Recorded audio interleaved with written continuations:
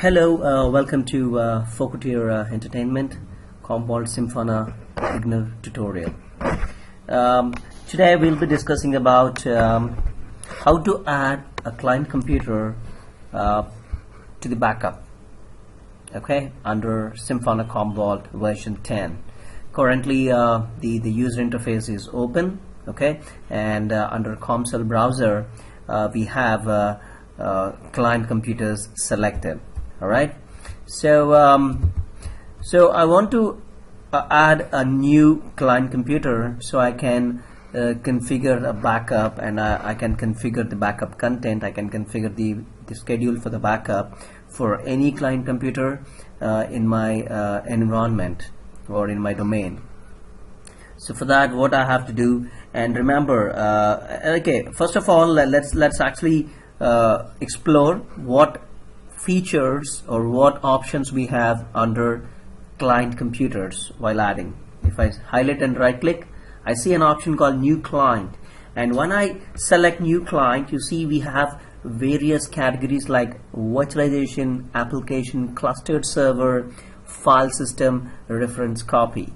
Alright, so Commvault Simpana categorized client into this list.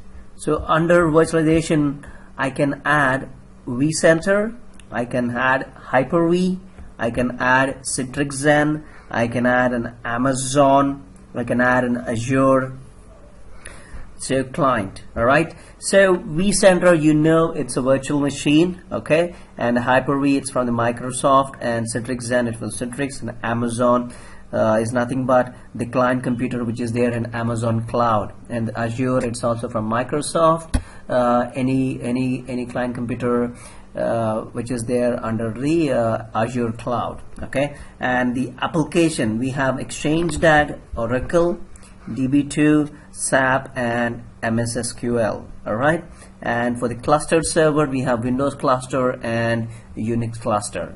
Okay, and file system, we have Windows, Unix, OpenVMS, IBM series, NAS, Edge drive, SAP, Archive Link, non-NDMP filer. And for the reference copy, we'll look into this. So these are all the various client categories that are supported under Simpana Commvault 10. Alright, so we will explore one after one. If I select VMware Vcenter, let's see what pop-up window we will get and what information we need to provide, okay, while adding a new client computer, okay, which is a part of the virtual Vcenter. It's taking its own time to bring the pop-up. So what I see is, so we have to mention the Vcenter server name, the username, and the password. That is, can be a root, okay, and we can add that particular Vcenter, okay, and that's what. So that's what I mean. That's all the information we need. All right. So I'll click on cancel, and I'll move back to the other category. So it's still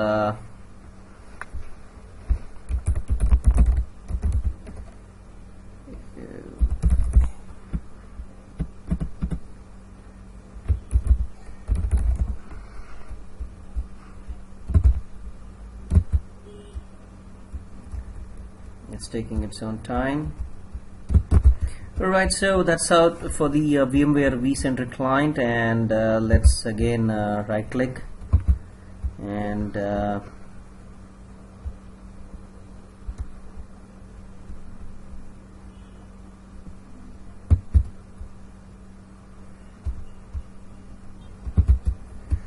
so that's the VMware Vcenter, and now let's see what settings we need to, or what information we need to provide for Microsoft Hyper-V client, okay, to add.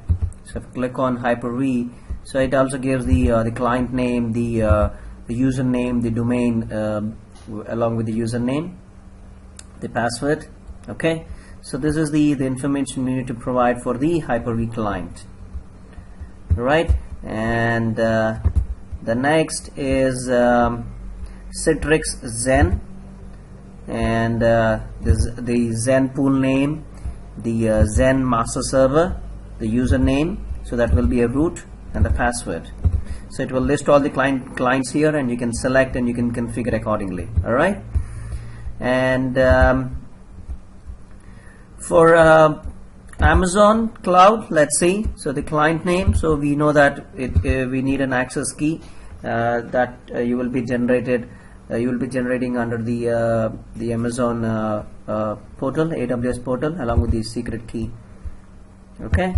And let's see for the Azure, Microsoft Azure.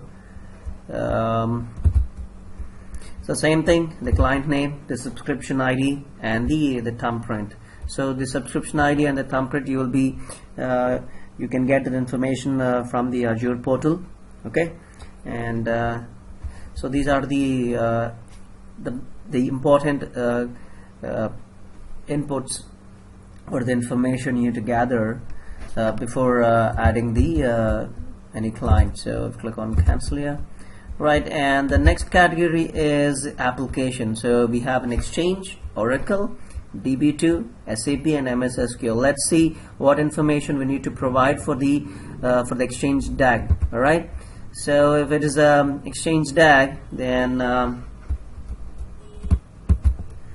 so it's asking for the AD domain name. Okay. And if we have any Exchange proxy, you can use it for the DAG discovery. All right. And your DAG servers in your once you discover the DAG, and it will list all your DAG environment here, then the servers. All right. And then you will enter the client name and just click on OK. Then it will be you will add your DAG client. Okay. So you need your AD domain and the proxy server information and the member servers and the client name you want to add under the client computer. Okay. And the next thing is the Oracle rack, and this is the client name, the database name that you want to back up under the Exchange, under the Oracle. And you already, if you configured any default subclient for Oracle, you can select this one. And the details here, you will add the actual Oracle databases. Click on add. I should get a pop-up here with all the information. So physical client and the Oracle SID, and I can just change the Oracle home directory, the connect country, and the admin folder. Okay. So once it's configured, it will list the database instance here. Okay. And then you can configure all this information for the Oracle rack. And the next thing on the application is the DB2 multinode, and for the SAP HANA client, the same thing, the name and the database name, the user, and the details here. Click on add. It will ask for the database instance configuration. So it's taking its own time to pop up. So for SAP HANA client, so we have to add a physical client name. Okay. Then we need to select. Then it will populate that information automatically.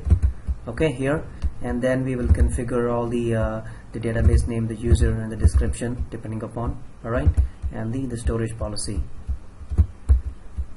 And the next one in the list is MS SQL. AG is nothing but the availability group. And let's see what information we need to provide here for MS SQL availability group. So the new client and the SQL client, the SQL instance name, the availability group, and if we have any proxy client configured for the SQL, we have to provide that information also.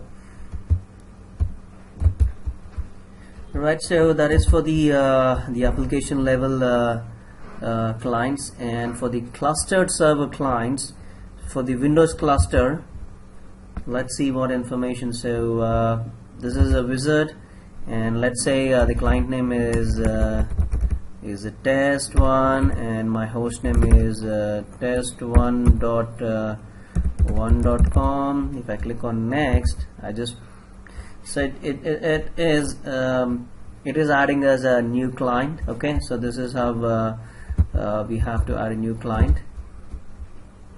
And for the Linux cluster, the same thing, Unix 1 and Unix.1.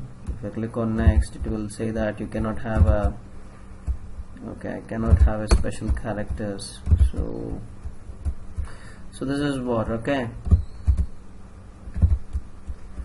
And for the file system, the Windows, Unix, okay, so most of the environment we will have only Windows and Unix, and depending upon the customer infrastructure, you can configure the other ones. So if I go to the Windows here, it will ask for the client name test, and the host name is test.com. Fetch the configuration, everything you can fetch, and click on next, it will add. Okay, so that is how you'll add a new client. And the same thing for the Unix.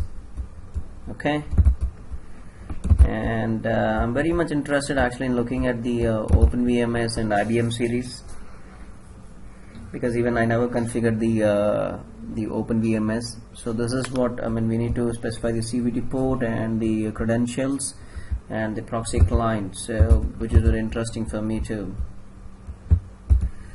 And for the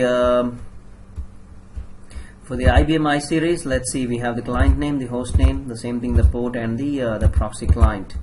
And if you click on next, let's see what exactly it's saying. If I don't have a proxy, if I click on next, yeah, it's simply just adding that one. So, and the next thing is the NAS, is the network attached storage box. So the NDMP server host name, the NDMP login, the password, and obviously this port, the 10,000 port, should be open, okay, on the Simpana master server. We have to, after we add all this, click on detect. It will communicate with the NDMP server, and it will check the connectivity. And the next thing is the edge drive. Let's see, I never configured edge drive, but I'm curious to see what settings it will ask for us. Okay, so for the edge drive, we have to mention the client name and the associated user groups and the storage device here. So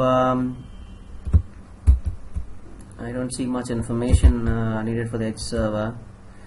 And for the SAP archive living, let's see, for the non-NDMP filer, just mention the name and add it. So that is how you will add various client computers, which belongs to various categories, like the virtualization, okay, like the Vcenter, Hyper-V, or Citrix, or Amazon, or Azure, or from the Exchange, DAG, Oracle, DB2, SAP, MS SQL, and for the Windows, from the Windows cluster, and from Unix cluster, and from the Windows file system, Unix, OpenVMS, IBM series, NAS, edge drive, SAP, and non-NDMP filer. Okay, so this is about the in detail session for the client, how to configure a client computer. Okay, it can be a part of the following categories. Okay, and so share your comments under the comment section if you have any technical queries. And thank you so much for watching the session, and stay tuned for more Commvault Simpana tutorials. And this is Fokutir signing off. Thank you and have a nice day.